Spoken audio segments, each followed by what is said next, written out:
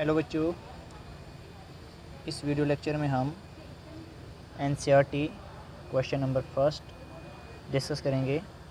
A liquid is in equilibrium with its vapour in a sealed container at a fix temperature. Liquid जो है वो vapour state में equilibrium में है किसी एक सील्ड कंटेनर में और टेम्परेचर जो है फिक्स है। तो वॉल्यूम जो कंटेनर का है वो सडनली इंक्रीज़ किया जा रहा है। तो बताइए what is the initial effect of the change on vapour pressure. How does rates of evaporation and condensation change initially, and what happens when equilibrium is restored finally, and what will be the final vapor pressure। तो सबसे पहले first part जो है what is the initial effect of the change on vapour pressure. जब vapour pressure change हो जाए तो उस पर क्या इफेक्ट पड़ेगा। Initial effect of the change on vapour pressure क्या होगा। If the volume of the container is suddenly increased, जब वॉल्यूम जो है कंटेनर की सडनली इंक्रीज़ की जाए then the vapour pressure would decrease initially, तो वेपर प्रेशर क्या हो जाएगा, डिक्रीज़ हो जाएगा। ठीक है, this is because the amount of water vapour remains the same, क्योंकि अमाउंट ऑफ वेपर तो सेम है but the volume increase suddenly, लेकिन वॉल्यूम जो है वो इंक्रीज़ कर चुका है suddenly. As a result the same amount of vapour is distributed in large volume, तो सेम अमाउंट ऑफ वेपर जो है वो डिस्ट्रीब्यूट हो रहा है लार्जर वॉल्यूम में। Right, how do rates of evaporation and condensation change initially. तो rate of evaporation और रेट ऑफ कंडेंसेशन कैसे चेंज होगा। देखिए टेम्परेचर जो है कांस्टेंट है, क्वेश्चन में बताया गया है फिक्स टेम्परेचर। तो जब टेम्परेचर कांस्टेंट होगा तो rate of evaporation also remains constant. When the volume of the container is increase, जब वॉल्यूम जो कंटेनर की इंक्रीज़ होगी density of the vapour phase decreases. ठीक है, वॉल्यूम इंक्रीज़ करती है तो डेंसिटी डिक्रीज़ करती है। Density equal to mass by volume, inverse relation है। As a result the rate of collisions of the vapour particle also decrease. अब जब वॉल्यूम बढ़ जाएगी तो कोलिजन्स कम हो जाएंगी, कोलिजन्स कम होंगी तो रेट ऑफ कंडेंसेशन भी क्या हो जाएगा, डिक्रीज़ हो जाएगा। Right, initially what happens when equilibrium is restored finally, जब इक्विलिब्रियम रिस्टोर होगा तो उस वक्त क्या होगा हमारे पास, और फाइनल प्रेशर क्या होगा। When equilibrium is restored finally, जब इक्विलिब्रियम आएगा तो rate of evaporation will become the rate of condensation. Right, इस केस में क्या होगा, only the volume changes while the temperature remain constant according to question. तो वेपर प्रेशर जो है डिपेंड करता है टेम्परेचर के ऊपर, वॉल्यूम के ऊपर नहीं। राइट, इसलिए जो फाइनल वेपर प्रेशर होगा will be equal to its original vapour pressure of the system. Right, तो ये क्वेश्चन जो है एनसीईआरटी का फर्स्ट क्वेश्चन था। अब जो है ये क्वेश्चन जो है जेईई कंपेंडियम में है, फर्स्ट एग्जांपल है। राइट, एग्जांपल फर्स्ट है, कंसिडर द फॉलोइंग केसेस। ये पहला केस दिया है H2 + I2 in equilibrium gives 2 times HI। ठीक है, equilibrium state has been attend. ये सेकंड केस दिया है, ये कोई फर्नेस है, ये कोई मेटल रॉड है, तो टेम्परेचर जो है यहाँ पे ये T1 T2 T3 T4। Right, T1 temperature is greater. ठीक है, फाइनली जो है टेम्परेचर का वैल्यू भी कांस्टेंट हो रहा है। राइट, ये डायग्राम यहाँ पे दिया है। थर्ड क्या है यहाँ पे, level of water become constant, कब, जब यहाँ से कोई हमने टैप वाटर रखा तो वाटर यहाँ अंदर आ रहा है और उतना वाटर यहाँ से बाहर आ रहा है। राइट, तो nature of the flow of energy in the case one का जो केस है ये किसके साथ सिमिलर है, सेकंड और थर्ड के साथ सिमिलर है या नहीं है। ठीक है, यहाँ पे तो इक्विलिब्रियम अचीव हो रहा है हमारे पास। ठीक है, और यहाँ पे किस तरह का इक्विलिब्रियम है ये हमसे पूछा गया है कि क्या ये जो है इसके साथ मैच करता है। राइट, तो देखिए बच्चे इसका आंसर जो है कि जो सेकंड और थर्ड हमारे पास है यहाँ पे फ्लो ऑफ एनर्जी या मैटर जो is taking place in one direction. ठीक है, एक ही डायरेक्शन में जो है मैटर का फ्लो हो रहा है। जैसे यहाँ पे जो है हमारे पास एक ही डायरेक्शन में जो है फ़्लो हो रहा है।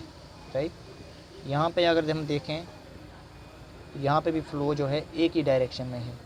राइट, यहाँ पे जो फ़्लो है वो दोनों डायरेक्शंस में है, तो ये it is different from both these. Right, इसका जो फ़्लो है वो इनके दोनों फ़्लो से क्या है, बिल्कुल अलग है। तो आंसर इसमें जो है नन ऑफ दीज आ जाएगा हमारे पास, नन हमारे पास आंसर आ जाएगा। राइट, तो सेकंड एंड थर्ड में फ्लो ऑफ एनर्जी और matter is taking place only in one direction, while in equilibrium state the flow of energy takes place in both directions. तो one is in dynamic equilibrium और जो second और third हैं they are in static equilibrium. Right, वो एक ही जगह पे हैं, वहाँ पे कोई फ़्लो नहीं हो रहा है, सेकंड और थर्ड में कोई फ़्लो नहीं हो रहा है। तो यहाँ पे हमें जो है ये शो करने की ज़रूरत नहीं है अकॉर्डिंग टू डायग्राम, जितना सा हमें डायग्राम में गिवन है। राइट, एक ही डायरेक्शन में फ़्लो हो रहा है, एक ही डायरेक्शन में यहाँ पे हमारे पास मेटल रॉड ये टेम्परेचर फ़्लो करेगा, लेकिन यहाँ पे बोथ डायरेक्शन में फ़्लो हो रहा है, तो हमारे पास नन इसका आंसर आ जाएगा। राइट, डायग्रामेटिकली पूछा हमें ये। अब देखिए ये जो क्वेश्चन है हमारे पास इन अ रिएक्शन, ये रिएक्शन गिवन है हमारे पास A + B gives us C + D। तो A और B जो है मिक्सड किए गए किसी वेसल में, टेम्परेचर T था। इनिशियल कंसंट्रेशन जो A का है वो ट्वाइस है इनिशियल कंसंट्रेशन ऑफ B से, ठीक है। A का कंसंट्रेशन ट्वाइस है, ठीक है, B से। तो जब इक्विलिब्रियम आ जाता है तो कंसंट्रेशन C का वो थ्राइस हो जाता है कंसंट्रेशन B से। तो इक्विलिब्रियम कांस्टेंट की वैल्यू निकालिए।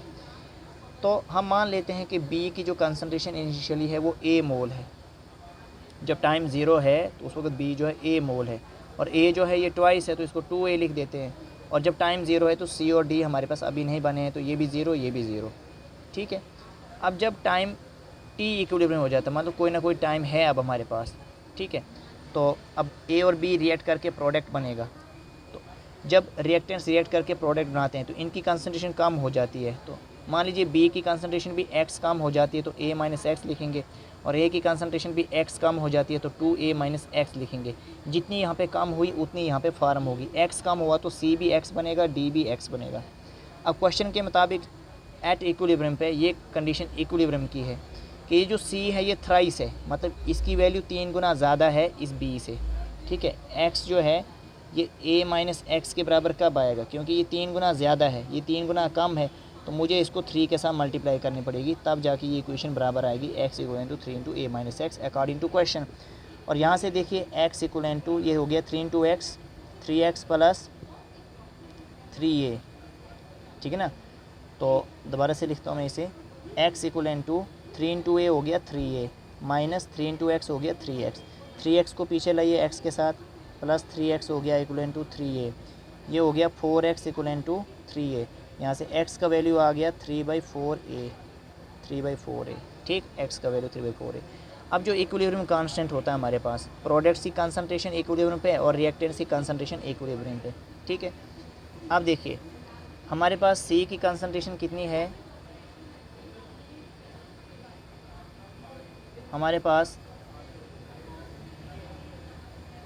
जो हमारे पास इक्वेशन है C की कंसंट्रेशन भी X है और D की कंसंट्रेशन X है, B की कंसंट्रेशन A - X, A की 2A - X। तो ये वैल्यूज़ हमने यहाँ पे पुट करनी है। तो देखिए C का कंसंट्रेशन भी X, D का कंसंट्रेशन X, A का 2A - X, B का A - X, राइट। तो ये X का वैल्यू अभी हमने बताया 3/4A, तो यहाँ पे भी 3/4A, 3/4A 2 बार आएगा, तो 3/4A को स्क्वायर कर लिया अपान 2A, तो ऐसे ही लिखा x जगह 3/4A, A को ऐसे ही लिखा x जगह 3/4A। तो जब इसको मैथमेटिकली सॉल्व करेंगे हम, राइट, तो ये हमारे पास जो है 9/5 आ जाएगा ओवरऑल, और 9/5 को डिवाइड करके 1.8 आ जाएगा, राइट। तो ये हमारे पास इक्विलिब्रियम कांस्टेंट का वैल्यू आ जाएगा इस क्वेश्चन के लिए। Okay, thank you.